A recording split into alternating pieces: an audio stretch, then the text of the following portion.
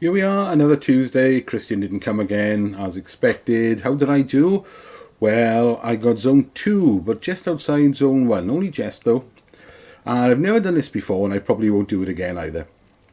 But because I wasn't 100% where to go, when we worked out the average on Saturday, I actually put my one cross on the exact average. I don't know if anybody else done it, but I've never done it before.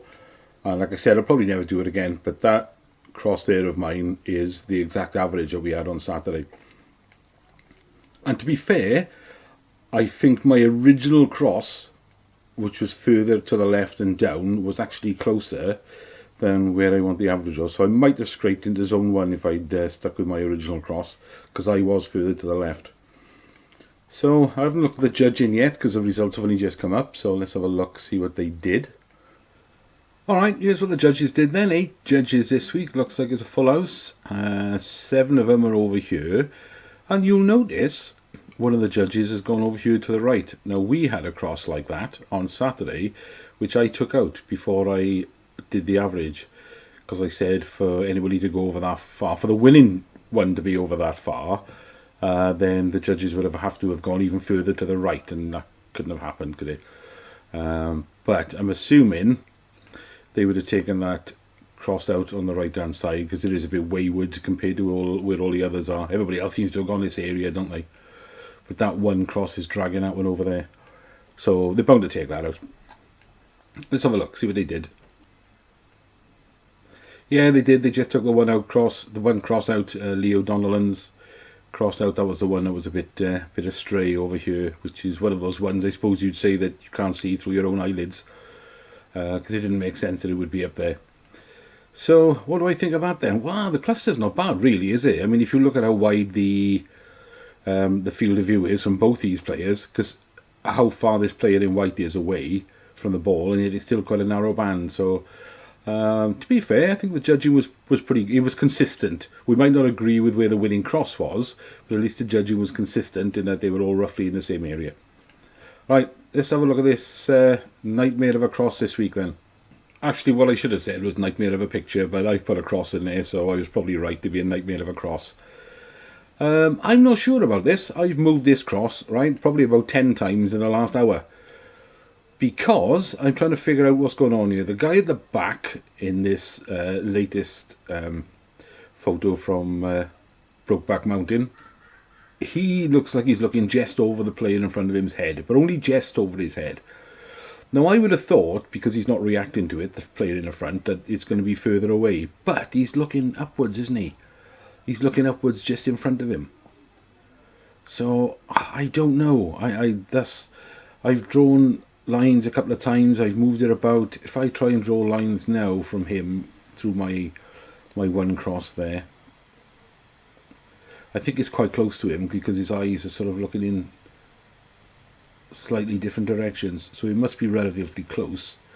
See, now both his eyes there, if I look at that, will look roughly through my cross. Might even be a bit further to the right. I certainly don't think it's much higher. And if we look at the player at the back, let's draw a line through my cross again. Yeah, see? He's not looking very high. He does look like he's only just looking over the top of his head. We've got to remember these are Photoshop photos, so there's no actual ball there. And in reality, from whatever match these were taken from, the ball was probably a lot further away. But when they put the two of these together, that at the moment is what I've come up with. But like I said, I've changed that cross about 10 times in the last hour. It's been higher, it's been lower, it's been further to the left, it's been further over to the right above his head.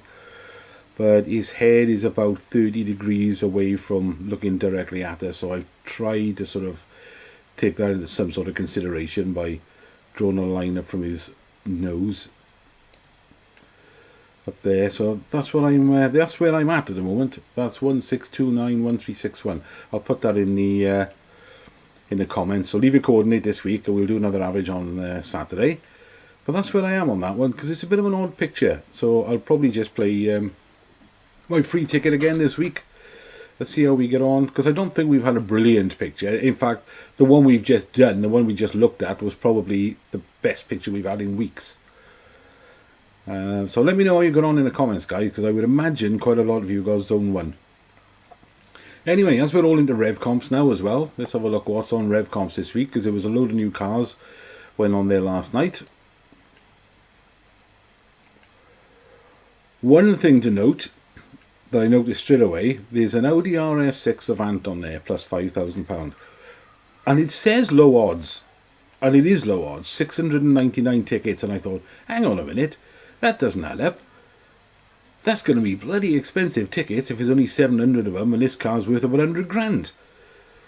And it certainly is, because when you click on it and go into it, the tickets are going to be £199.97, so 3 pence short of £200 a ticket. Discounted at the moment, something like 10% off, so they're 3 pence short of £180 a ticket. So I thought, who's going to be buying tickets for that? At that sort of money? But you'd be surprised, because I was. So I looked at the entry list just to see what sort of, how many tickets people were buying. And most people seem to be buying one ticket. But when I've gone through the names, and I've seen some of the names come up more than once, I've done a search in that box for their surname to see how many they've bought. So we got Adrian Griffin here, that's bought 2 tickets, that's 360 quid's worth. Bob Sandy, I think I saw he's bought 2. However, this will surprise you, or may not surprise you. Fiona Galvin there, she's bought 4 tickets. That's £720 worth of tickets. But it gets better than that, because Imran Khan down here and Neil Barber up there, if you search for them, they've both bought 5 tickets each. There may be others by now that have bought more tickets, but 5 tickets at £180 a ticket, that's £900 that those people have spent just to win one car. Imagine if you were playing for something else and the tickets were, I don't know, a tenner a ticket. That's 90 tickets you could have bought, 90 chances of winning a car. But wow, that's I'm not knocking it. If you've got the money, you can spend £900 on tickets for cars on Revcomps, then that's serious commitment, and good luck to you. And I'd like to say you deserve to win, but there's quite a few people that have done it by the look of it. So, but let's have a look at the other cars then, because we've just jumped to that one. Golf R, 5,999 tickets. I do like a Golf, and if there was any Golf I'd have, it'd be the Golf R, which is I think it's something like 300 brake horsepower, 4-wheel drive. That's the one I'd have. I wouldn't have this Merc, it's a C63, but it's the old one, 2014. I think that's got the 6.3 litre V8. Be horrendous. That's quite nice, that Ineos Grenadier. Looks like the old Defender, doesn't it? It was the whole point, but it's all modern now. That's more or less 10,000 tickets. They've got the BMW 3 litre diesel engine in them. And the warranty, apparently, on these things is covered by BMW. So that's interesting to know. But I'm not going to play for it. It's a cheapie, red BMW, 4,999 tickets. I believe the ticket prices on that was £5 something. That's quite nice, 1,500 engine.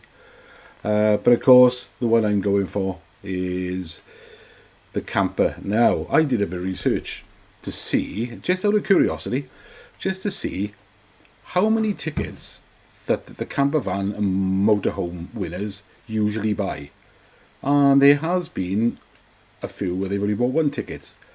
But the majority of winners of these are only buying 2 tickets. So that's what I plan to do this week. This draws for next Monday, because it only went on the site last night, so I'm going to be buying 2 tickets for this and nothing else. I'm not buying tickets for cars anymore. Don't want a car, I've got one. It's only a camper van I'm after now, so I shouldn't be wasting money trying to chase cars. I'm just going to concentrate on the camper van, and that's it. So there we are. Looks like I'm going to be including Revcomps in our videos now every week, because they put new cars in on a Monday night after the draw, or during the draw, and I make another video on Tuesday, and then Thursday night there'll be more cars on there, and I make another video on Saturday. So every video I make, there's always new cars to discuss, and plenty of bikes as well. But I don't know how many people are into bikes. I like bikes. I'm just too old to ride one now. But like I said, let me know how you got on, guys, and leave a coordinate, give me some idea where I should be going for next week. So thanks everyone, and good luck.